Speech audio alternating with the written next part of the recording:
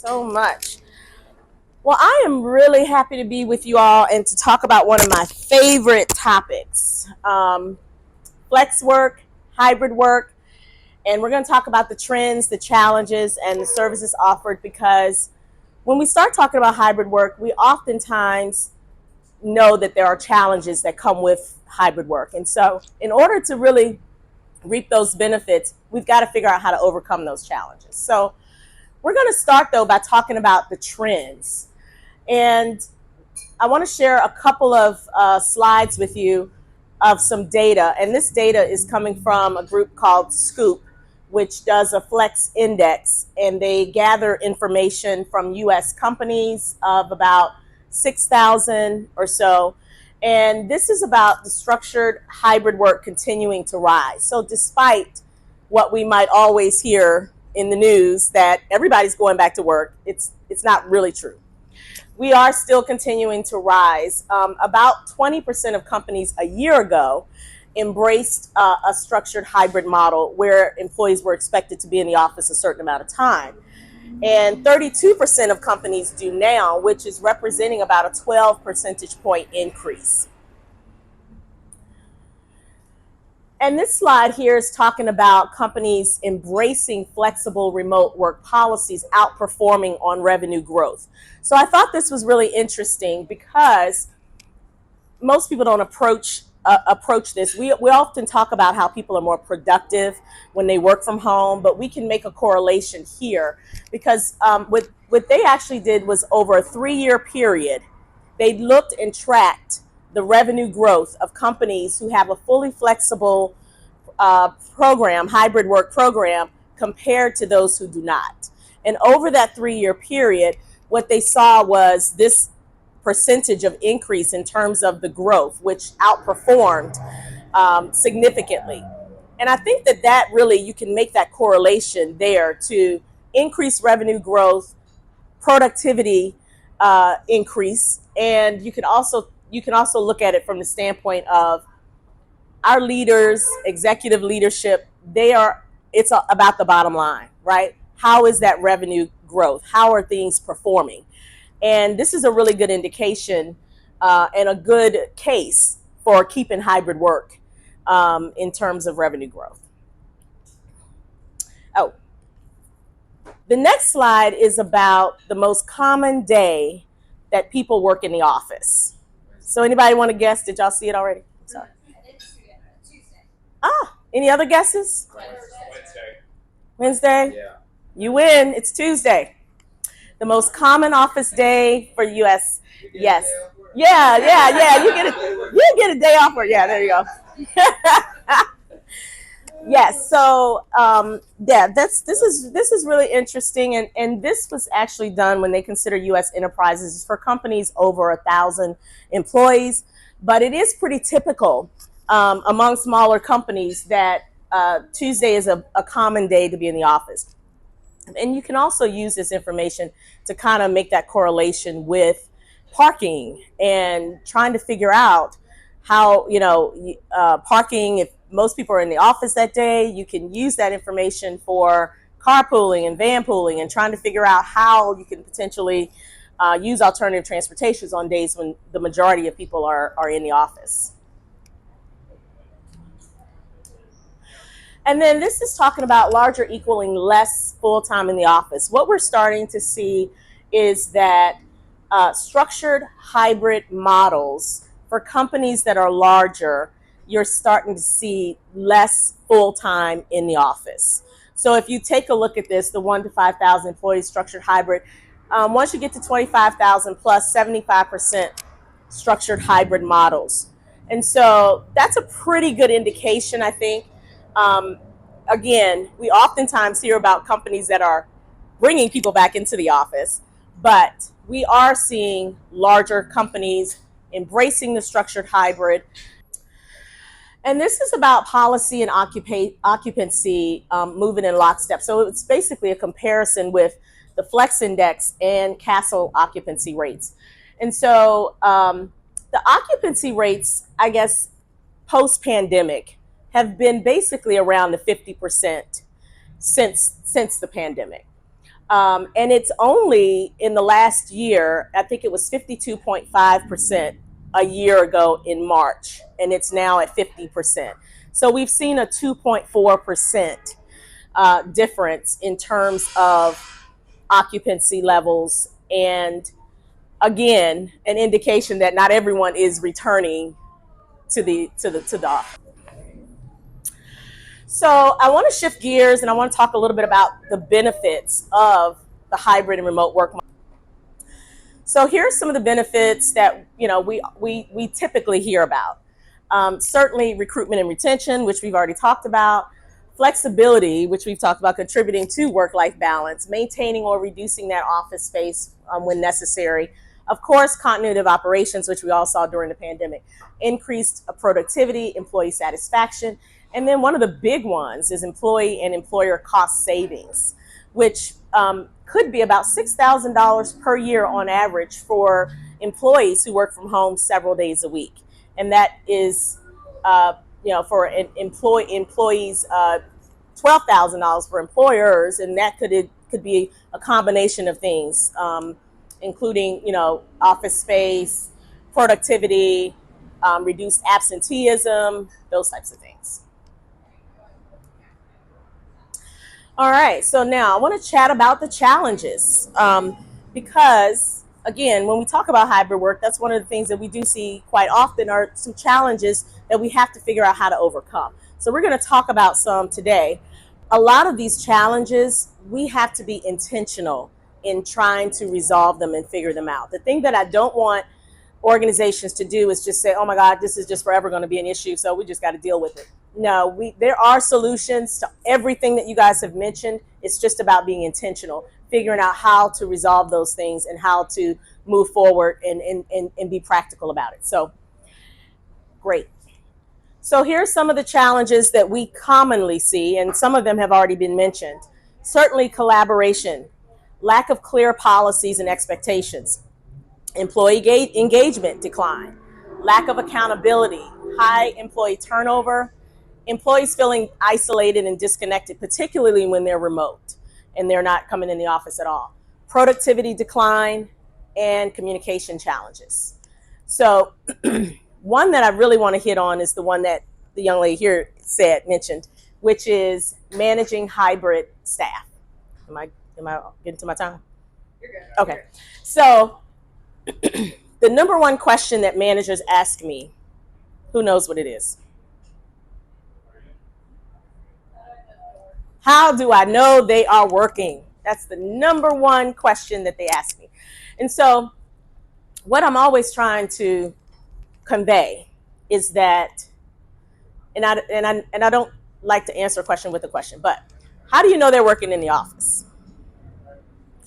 So, and the reason I ask that is because we all know that you can be in the office sitting right across from your supervisor and not be productive, right? Not be efficient as you can possibly be in your position. And so the reason that I focus on that is because I want managers to disconnect a location from productivity. It doesn't matter where you work. It's about the output. It's about managing the results of the work that's being done. So then the question becomes, how do we do that? And how do we do that effectively?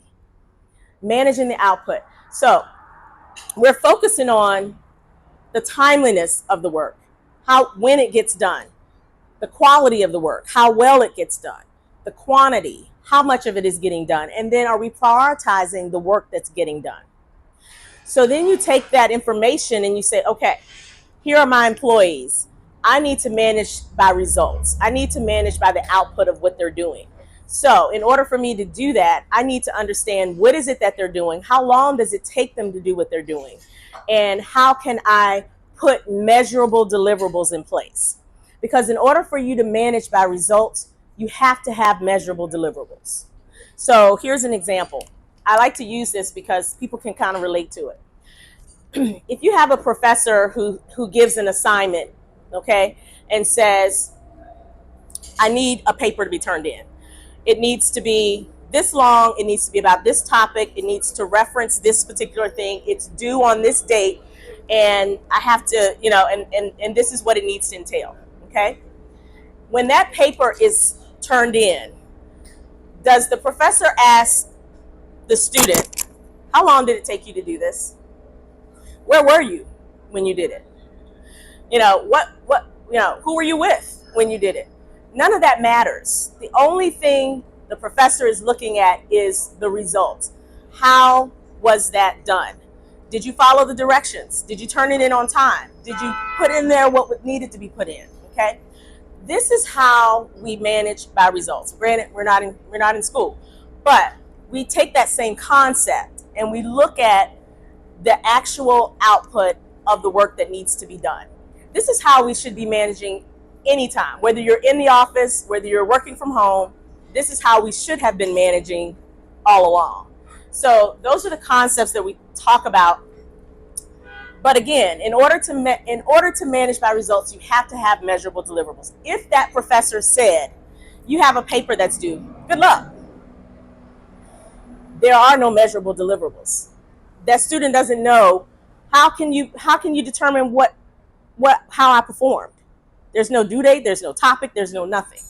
This is how, we send people out in the world and say, be productive. And there are no measurable deliverables. We have to work on those.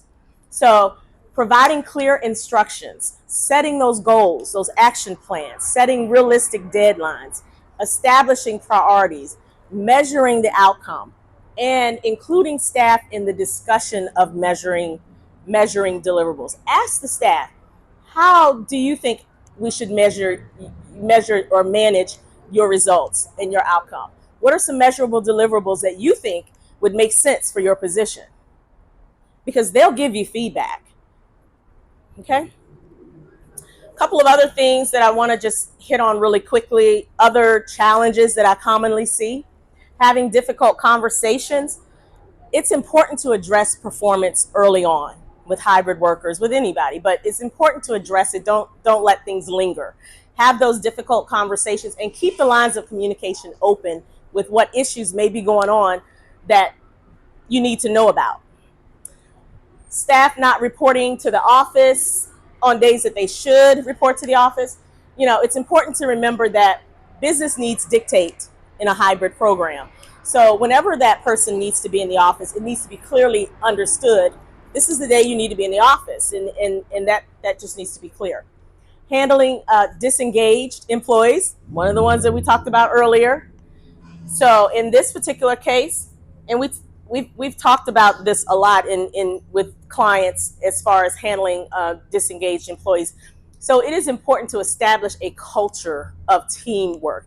And even when people are working from home, when they feel disengaged, they don't feel connected to the organization, they will seek greener pastures. So we have to be intentional with strategies that we can put in to help build that team rapport and to help encourage engagement. One of the biggest ways we can do that is having your cameras on. People feel when you've got that face-to-face interaction, it's important. I've been on meetings and if I don't have my camera on, before I know it, I'm doing something else. And then I'm like, what did they just say? It's important because it helps to encourage that engagement. And then coworker resentment. Oh, wow, here we are. Coworker resentment. This is a big one for those who cannot participate. The job's not conducive. We can find creative ways to have those people be involved, to have them have activities or incentives that they care about. So, we can't just say, oh, well, you can't work from home, so, oh, well, haha. No, we can come up with some things that will help to make them feel like, okay, well, I can't work from home, but guess what I can do, right? Purposeful presence. Employees should have to be given opportunities for teamwork when they're in offices. So this is what this young lady was talking about. When you're working from home, you have the ability to focus on what you need to do with less distractions and be very productive in an environment that you create. That's a beautiful thing. When you work in the office, you have the ability to collaborate, to have that face-to-face interaction. Your job is to figure out how to be effective and efficient in both scenarios. When I'm at work, how do I encourage that face-to-face time? How do I collaborate? How can I be more engaging? In situations that you mentioned where you don't have the ability to have mentors, seek those people out on days that you're there. Say, hey, I wouldn't mind sitting with you, learning a few things. Figure out how you can be as collaborative as possible on the days that you're in the office, and focus on the days that you are not. Quick thing about the Flexible Work program through Georgia Commute. It is a transformative initiative that's set up. It is managed by Atlanta Regional Commission, Anna Kay over there. It is funded by the Georgia Department of Transportation, and the goal is really to support regional employers by providing tailored strategies and training, much like what we've talked about today. Everything that you guys have mentioned are things that we have been working with and we've been helping organizations overcome for more than 20 years. So we are here. There's a team of consultants that work. I am one, and there's others. And these services are provided at no cost to regional employers. That is a beautiful thing, because I work with companies all over the country, and many of them would love to be able to have our services at no cost. And so that's a great thing that these services are being provided to regional employers. This is a QR code. Like, what is that? This is a QR. You know how you just go blank? But the QR code is to the flyer if anybody wants to grab the flyer. But definitely, if you have a hybrid work program, you have nothing to lose. We can help you pull those pieces together that you're having challenges with. Develop customized solutions, establish those clear policies. We can help optimize your hybrid remote work schedules. We can help develop strategies to overcome those challenges and create training, customized training for your staff, for managers, and for our employees. Measure and evaluate that program's success, improve communications and collaboration, present cost savings analysis, and definitely bridge that gap between leadership and employees, where employees are screaming not to go back and managers are saying, you got to come back. We can help bridge that gap. Next steps: to schedule an initial meeting, email telework@georgiacommuteoptions.com, or give me a call, Robin Mack, and we'll be happy to start working with you. Any questions? Thank you so much.